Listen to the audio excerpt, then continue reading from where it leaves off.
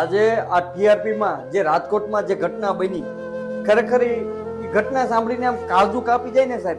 એ બાળકોની ચીખો, આ સાહેબ આમ અંદરથી કઈક થવા લાગે હે કે ઈ 24 લોકોના તો મૃત્યુ થઈ ગયા છે અને હજી આંકડો વધવાની સંભાવના છે. ક્યાંથી એવું જાણવામાં પણ આવી રહ્યું છે કે એમાં વધારે પડતા બાળકો છે.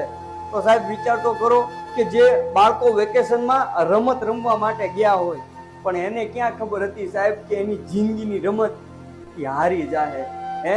અને અત્યારે આ તંત્ર એક્ટિવ થશે અને આ જેટલા પણ રાજકોટના ગેમ ઝોન છે એ બધા બંધ કરાવવાનો આદેશ આપ્યો અને સેફટી છે કે નહીં બધું ચકાસવા માટે.